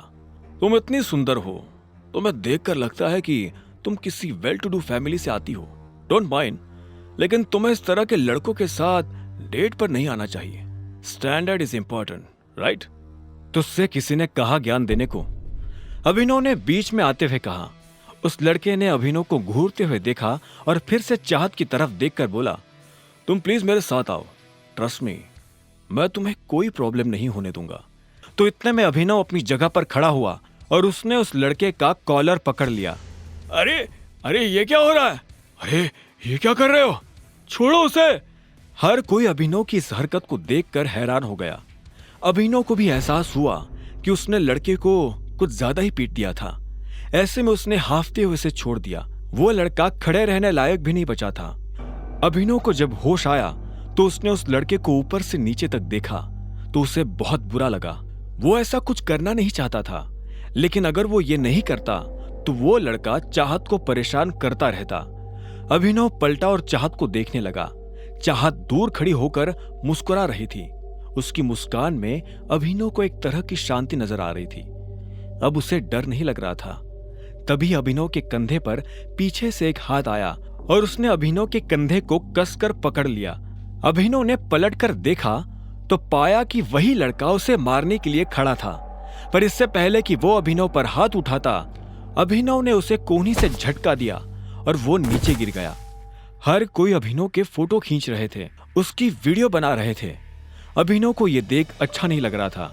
उसे ये सब अजीब लग रहा था। वो यहां से निकल जाना चाहता था, पर इससे पहले कि वो निकल पाता, इतने में पीछे से आवाज आई। क्या हो रहा है यहाँ?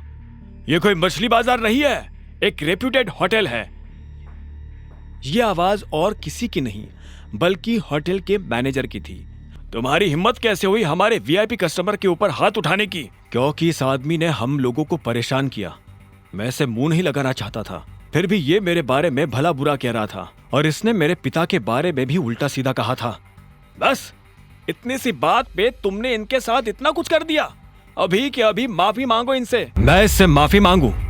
इससे कहो कि ये मुझसे माफी मांगे। चुपचाप माफी मांग। तू जानता नहीं मैं कौन हूं। बिना माफी मांगे मैं तुझे इस होटल से बाहर भी नहीं निकलने दूंगा, उस आदमी ने कहा जिसे अभिनव ने मारा था। मामला बिगड़ता जा रहा था। अब इससे पहले की बात आगे बढ़ती, चाहत बीच में आई और बोली, एक्चुअली गलती अभिनव की नहीं है, इस आदमी की है।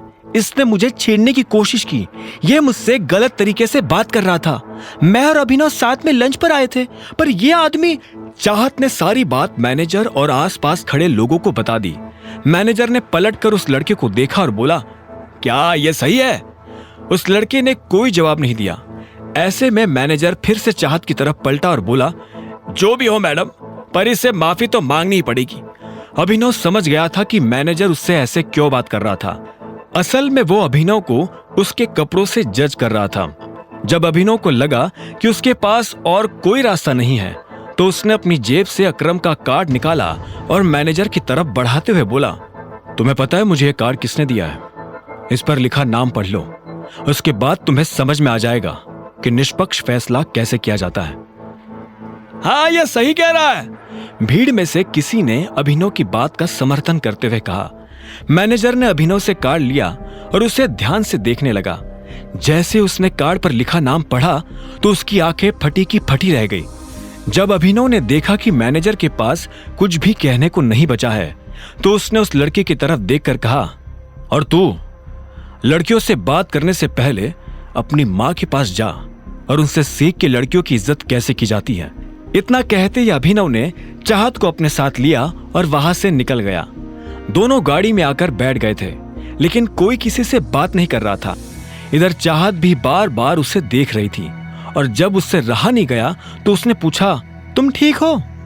हाँ सॉरी, मैंने तुम्हारा मूड और तुम्हारा लंच दोनों खराब कर दिए।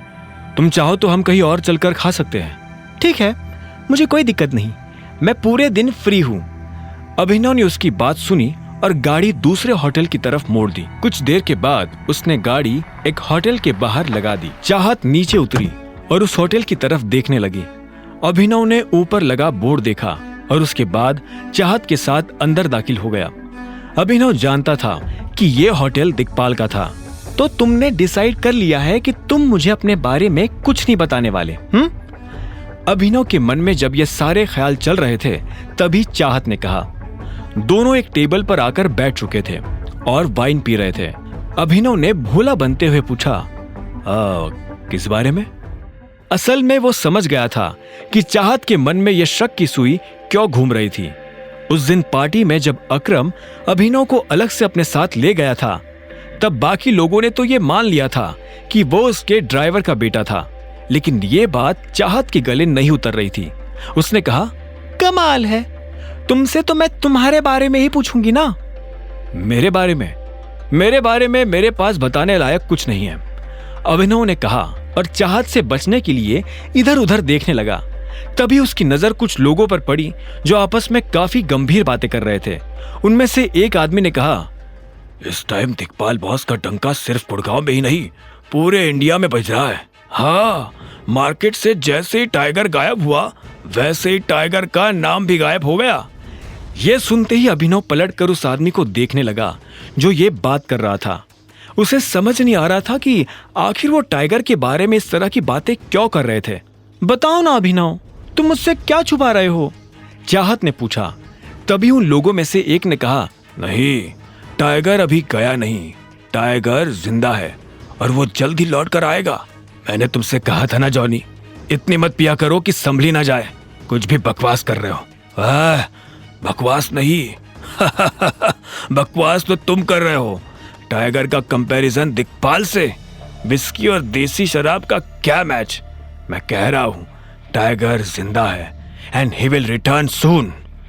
जॉनी नाम के इस आदमी की बात सुनकर अभिनव के रोंगटे खड़े हो गए थे। वो ये जानना चाहता था कि जॉनी मन से फेंक रहा था या उसके पास सच में कोई जानकारी थी। जब अभिनव उन लोगों की बातों को ध्यान से सुन रहा था तब इधर चाहत भी उसे देख रही थी। चाहत भी अब अभिनव की तरह उन लोगों की बातें सुनने लगी थी। जब उसके कान में उनकी बातें पड़ी तो वो धीरे से हंसते हुए बोली, क्या डेयरिंग है यार इन लोगों की।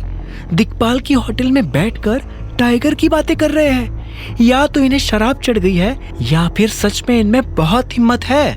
इतना कहकर चाहत फिर से अपनी कुर्सी पर आराम से बैठ गई थी, लेकिन अभिनव अभी भी उनकी बातें सुन रहा था।